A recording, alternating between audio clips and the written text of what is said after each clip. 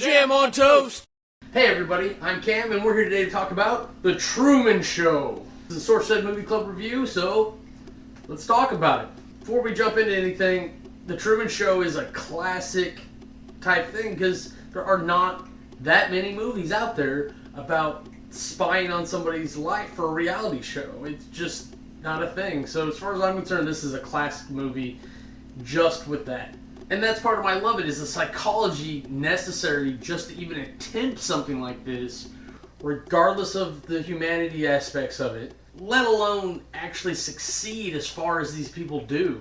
My hated is some weird inconsistencies with the physical structure of the set.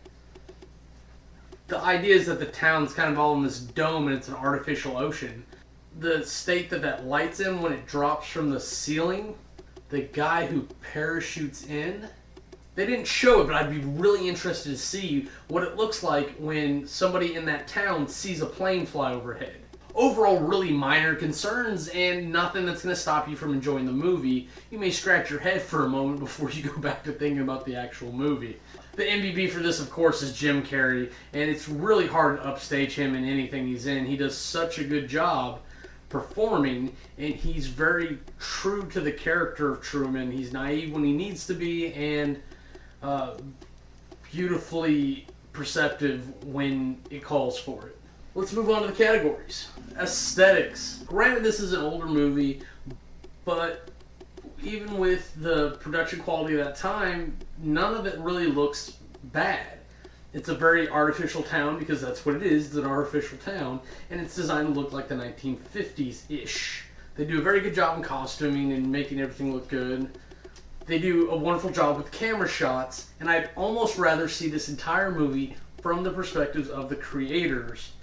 I think that would be a little bit more interesting, and when someone actually gets back around to redoing something like this, that's what I would like to see, is it from all the set angles. Aesthetics for me gets an 85. Character development. They do an amazing job of showing exposition on Truman, even so much as to give us a flashback from the show's perspective.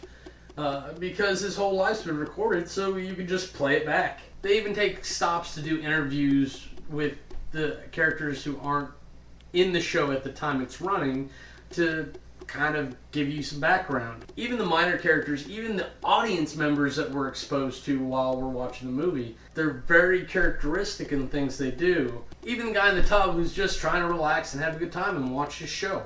To the Truman bar where they're very devoted type fans. And honestly, most exemplified by the security guards at the end of the movie. Character development gets a 90. Storyline. I would say probably why another movie like this hasn't really been done, to the same degree at least, is that it's not a very strong story. In order to get to the point where it might be interesting, you have X amount of years of backstory that would be very uninteresting. And with no malicious intent, it's very hard to get the audience on board and look at it from a heroes and villains perspective.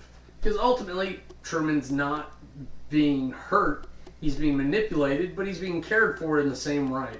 I'm not advocating what they did with him, but he's not hurt, and at the end of the movie, we're not sure what happens with him.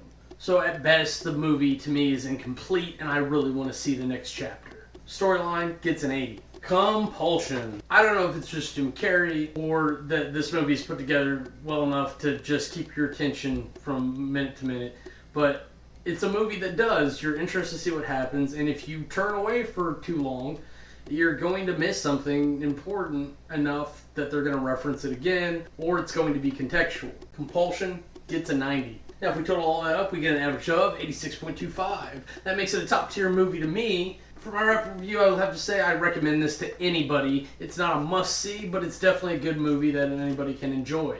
You'll laugh, there's a deeper story and a greater concept to it. Anyways, that's it for me. I'm Cameron. Have a nice day.